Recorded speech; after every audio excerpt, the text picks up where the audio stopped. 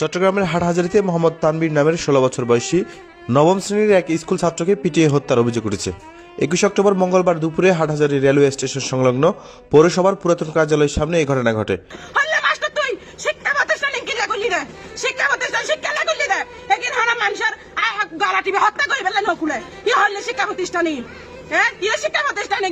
শিক্ষা প্রতিষ্ঠান যে শিক্ষা প্রতিষ্ঠানে যায় এর মানুষ কোন হয়, যে শিক্ষা প্রতিষ্ঠানে যায় এর মানুষ আত্মহত্যা করে ফেলায়। ফুয়াই যদি সহ্য করে করতে গেলে শিক্ষা মাস্টার যদি শিক্ষা করে না পাইলি আর হইলে সে শিক্ষা পাই এখন তোরা যদি না পারিলে তোরা আর খবর হতি আর আবার তো মানে গার্জিয়ান বাসি আছি তো তোরা কিলে হইলে বিচার করে যায় মাস্টারের দোষ মাস্টারই বড় ফাঁসি চাই এটা যে ফুয়াই কম গাছ জিতারে ফাঁসি চাই। নিহত তানবীর হাটহাজারী পৌরসভার 1 নম্বর ওয়ার্ডের পশ্চিম দেওয়াননগর মুন্সিপাড়া এলাকার প্রবাসী আব্দুল বারেকের ছেলে এবং আলিপুর রহমানিয়া স্কুল অ্যান্ড কলেজের নবম শ্রেণীর শিক্ষার্থী।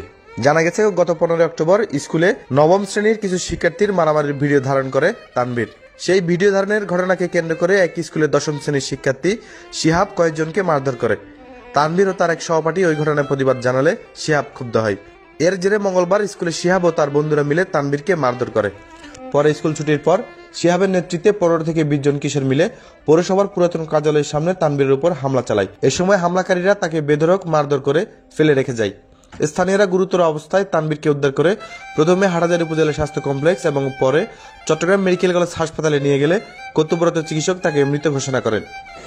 হাসির বদলে হাসি যায় আর ফেরত গিয়ে গই দুনিয়া থেকে গই এখন বিচারণ দেখকান ইতার আর ফাঁসি চাই ইতার আর বিচার চাই ইতারা কি করতো স্যার তোমার আর ইয়ে আর তোমার হাসে মাননীয় প্রধানমন্ত্রীর হাসে আবেদন করে ইয়ে সবচেয়ে বড় অনুরোধ আর আজ সঠিক বিচার চাই। ওই দিন রাতে অভিযান পরিচালনা করে হত্যাকাণ্ডের সঙ্গে জড়িত থাকার অভিযোগে তার 2 সহপাঠী সামির বিন সাইফ ও রবিউল ইসলামকে গ্রেপ্তার করে পুলিশ। হাটহাজারী অতিরিক্ত পুলিশ সুপার তারেক আজিজ বলেন, স্কুল ছাত্রদের 2 পক্ষের মারামারির ঘটনা থেকে এই হত্যাকাণ্ড হয়েছে।